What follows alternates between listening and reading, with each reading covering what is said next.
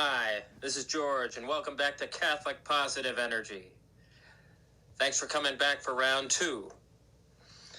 I wanted to talk this time about why I made this group, this page, and the YouTube channel. I'll get to that right now. My whole life, I have been surrounded everywhere I go by negative energy. I didn't grow up around positive energy. It's actually, I have a pretty rocky story with that. First, I'll talk a little bit about myself so you get to know me. I'm born and raised in Southern California and still live here to this day. I'm an only child, and I moved around a lot as a kid. I've also been the victim of being beaten for 10 years. When I was 13, I was once crossing the street when I was a kid, and I got hit by a van, and it broke my leg.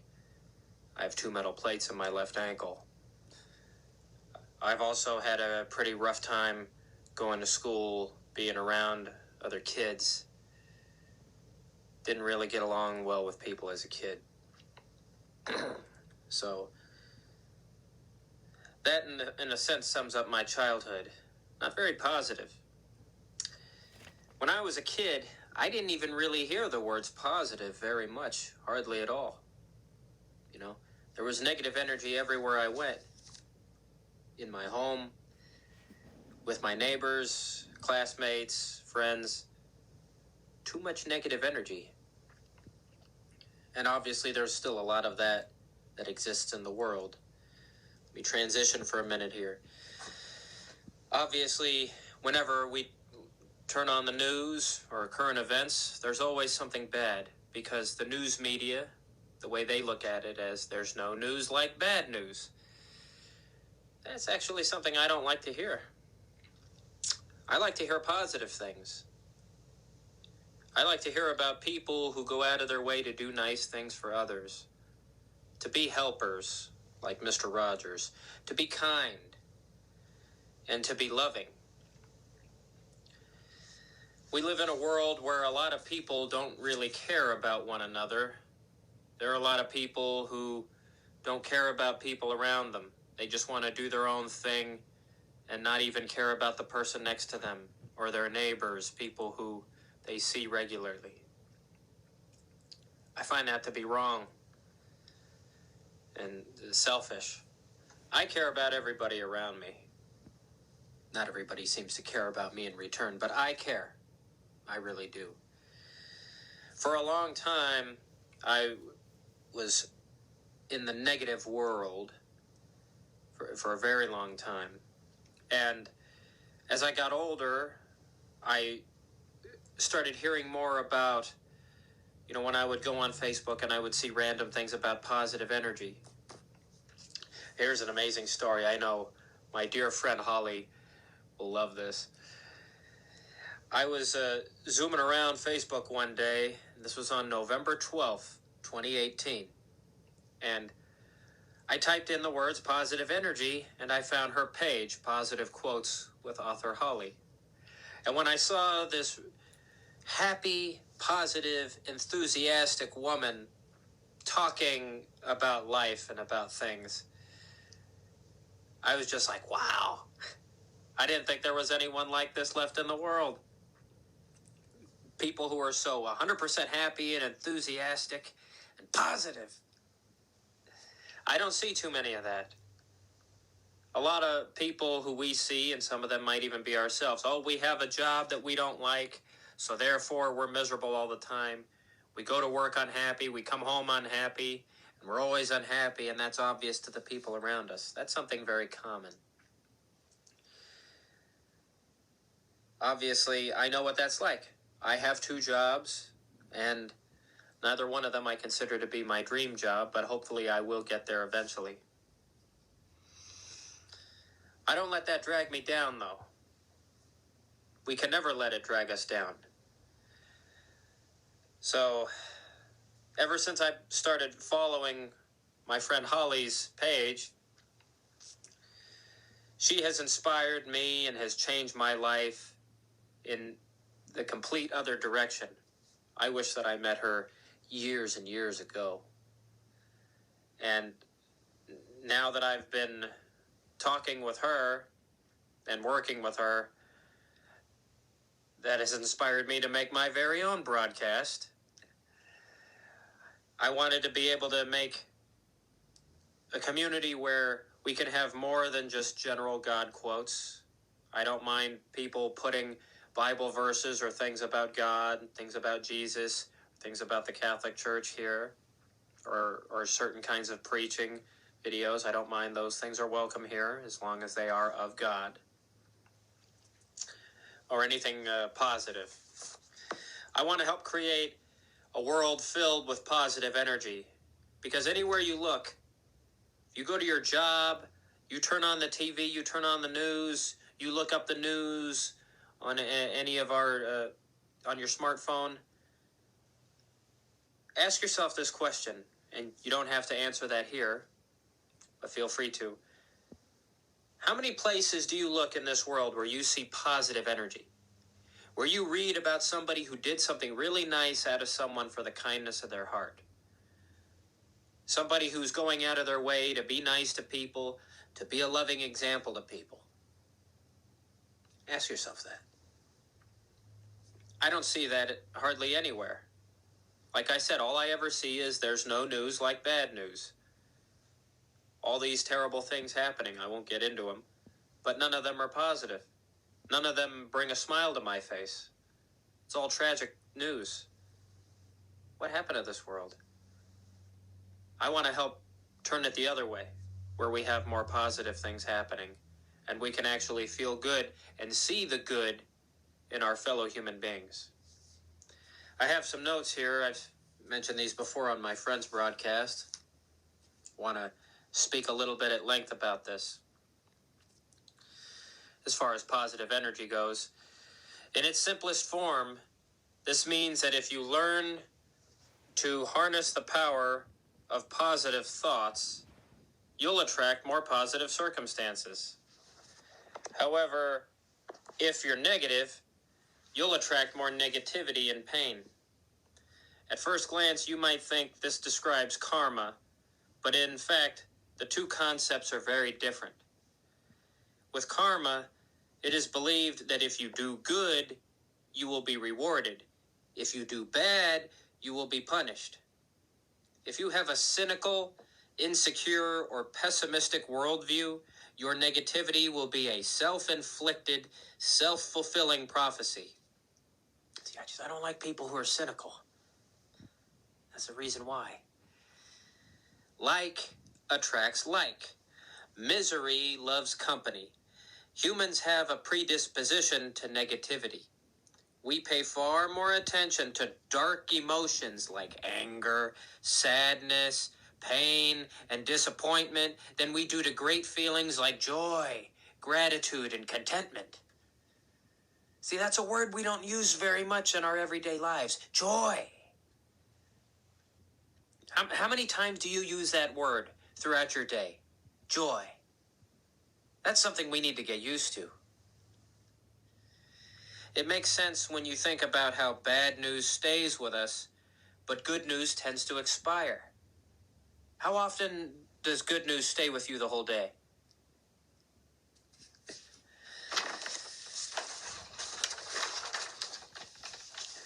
Here's an example. You'll all love this. A picture of a cute puppy in the morning will be long forgotten by the afternoon, but a violent crime far away can haunt us for years. Does anybody out there have something that's haunting them, that's been haunting them for years, that you just couldn't move on from?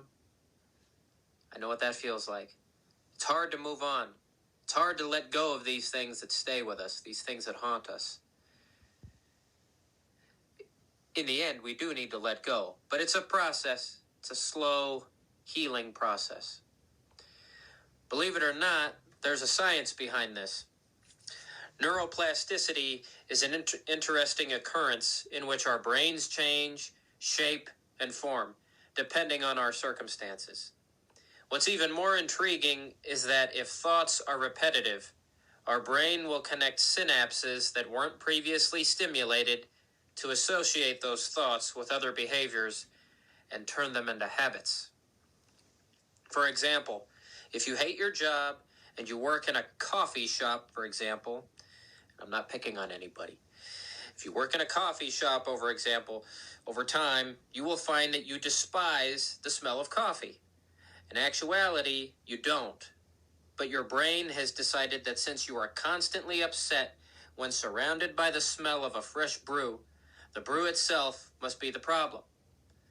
In this case, your neurons light up by the smell of coffee and will connect with the neurons that light up when you are depressed. From then onward, the smell of coffee will dampen your spirits. With this information comes the harsh lesson that when we are sad, suffering, or in emotional pain, it's because we choose to be. We choose to be. Negativity is addictive, even though positive energy is so much nicer to feel. Does anybody agree with me? Positive energy is so much nicer to feel. We spend too little time appreciating our joy and being happy. We tend to believe that thinking positively and being happy is not a habit. Rather, it's a celebration. Pain also is something we have trained ourselves to feel. Our addiction to it, as with everything else, can be conquered, and it is truly as simple as making the choice to be happy instead. Choice heals all wounds, although the concept of choosing to be happy is in itself a simple decision to make. Executing it will require some focus and dedication. You will have to rewire your brain with the power of positive thinking before you can truly heal. Here are 6 tips to train your mind for positive thoughts. Number 1, meditate. You don't have to be a religious person to meditate. You can just sit down quietly in a quiet place in your home with your eyes closed and just think. Just think, reflect on your thoughts. Number 2 is to be thankful. Be thankful for what you have. Everyone has something to be thankful for. Number 3, be kind. This was something Mr. Rogers emphasized. He had 3 rules: be kind, and be kind. Number 4, take time for yourself. Number 5, stress less. And number 6, talk yourself up. We need to also help dignify ourselves. Everybody here, I'm sure, knows what negative self-talk means. Well, I'm never going to encourage that here. We need to do positive self-talk. Talk ourselves up. Lift ourselves up. Because every single one of us, we obviously have people in our lives who drag us down. We can't let that drag us down forever. We need to also drag ourselves up. Very important. I always say to myself every morning, like my friend Holly has taught me, I say this every morning when I wake up and right before I go to bed. I am positive. I am enthusiastic. I love you, George. And I give myself a hug. It works. It helps. It brightens my day. And it keeps me going. Let me know if that helps you. Positive thinking sounds useful on the surface. Most of us would prefer to be positive rather than negative, but positive thinking is also a soft and fluffy term that is easy to dismiss. In the real world, it rarely carries the same weight as words like work ethic or persistence. But those views may be changing. Research is beginning to reveal that positive thinking is about much more than just being happy or displaying an upbeat attitude. Positive thoughts can actually create real value in your life and help you build skills that last much longer than a smile. The impact of positive thinking on your work, your health, and your life is being studied by people who are much smarter than me. One of these people is Barbara Fredrickson. She was the one who I got this information from.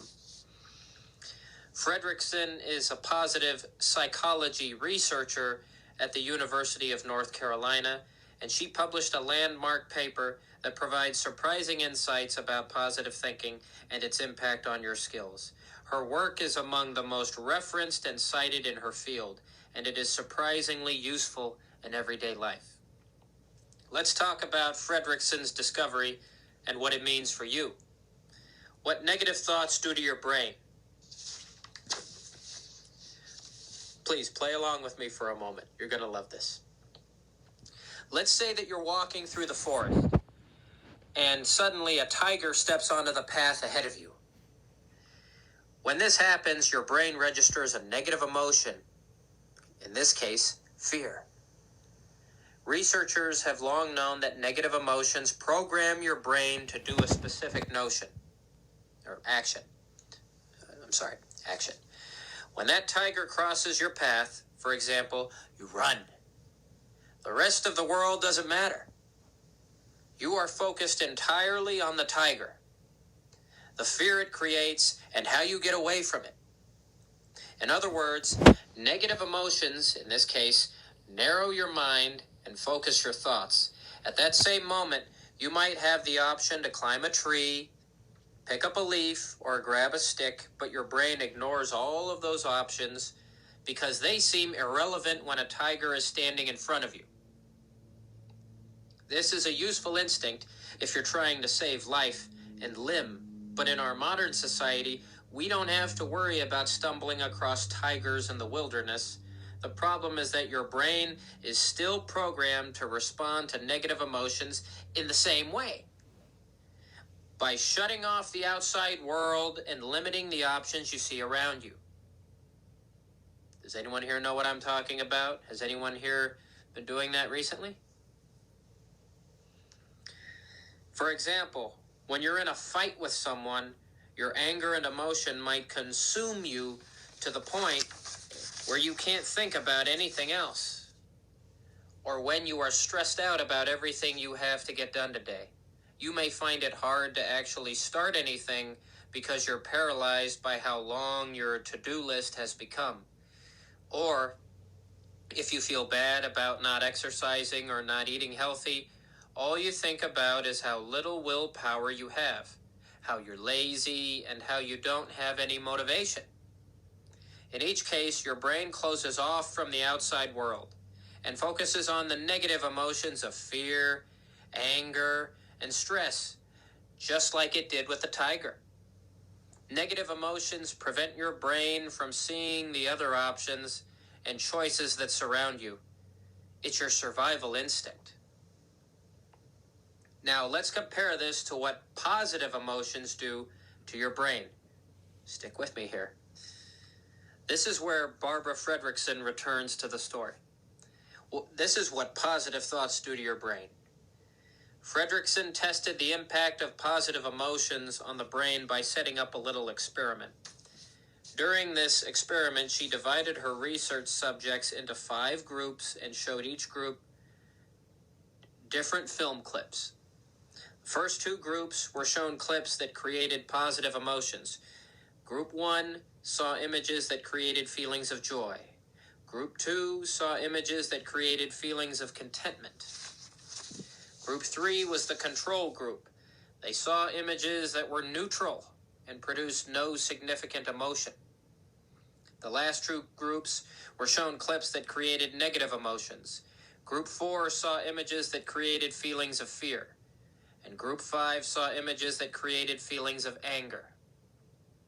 Afterward, each participant was asked to imagine themselves in a situation where similar feelings would arise and to write down what they would do.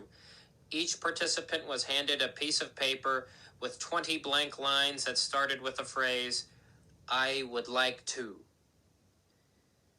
Participants who saw images of fear and anger wrote down the fewest responses. Meanwhile, the participants who saw images of joy and contentment wrote down a significantly higher number of actions that they would take, even when compared to the neutral group. In other words, when you are experiencing positive emotions like joy, contentment, and love, you will see more possibilities in your life. These findings were among the first that prove that positive emotions broaden your sense of possibility and open your mind up to more options. Here's how positive thinking builds your skill set. The benefits of positive thoughts don't stop after a few minutes of good feelings subside. In fact, the biggest benefit that positive thoughts provide is an enhanced ability to build skills and develop resources for use later in life. Let's consider a real-world example. A child who runs around outside swinging on branches and playing with friends develops the ability to move athletically, physical skills, the ability to play with others, and communicate with a team, having social skills, therefore, and the ability to explore and examine the world around them, creative skills. In this way, the positive emotions of play and joy prompt the child to build skills that are useful and valuable in everyday life. These skills last much longer than the emotions that initiated them. Years later, that foundation of athletic movement might develop into a scholarship as a college athlete, or the communication skills may blossom into a job offer as a business manager. The happiness that promoted the exploration and creation of new skills has long since ended, but the skills themselves live on. Everybody with me? You see how playing and having joy as a child can benefit you later on in life? Having athletic skills?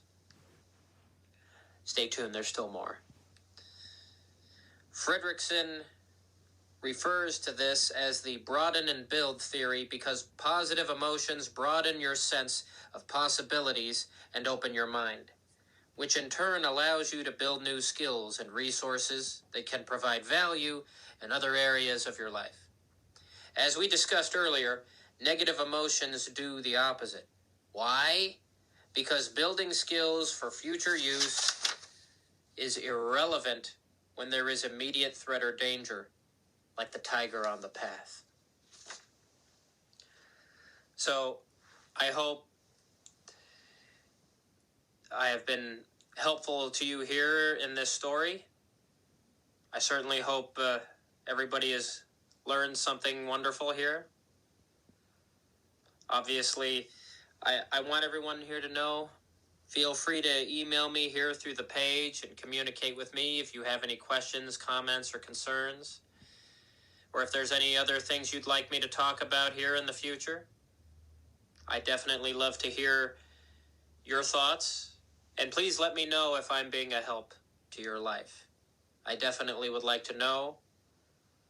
I want to know that I'm doing something good for those who are watching me. Well, thank you. I see a thumb went up right there on the Facebook broadcast. Thank you very much. And I want each and every one of you to know that I care. And here's a style that I'm going to have. I'm going to try to end each broadcast with something funny. You want to hear something funny? Okay. I heard this once when I was at Mass. I heard this from a priest. He said this during Mass. He was once presiding over a wedding. And you know that part where they say, if anyone feels that these two shall not be wed, let him speak or forever hold your peace? As soon as the priest said that, and the bride and groom are up front with him, there's a young lady who comes walking towards them from the back of the room. She's holding a baby. She's walking towards the bride and groom and the priest. Everybody's looking, and they're nervous. They're going, oh, oh. They're in shock. They don't know what to think. And as that young lady's getting closer to the bride and groom and the priest, the bride smacks the groom in the face, and then the young lady with the baby says, I'm sorry, Father. I have trouble hearing. Can you please say that again?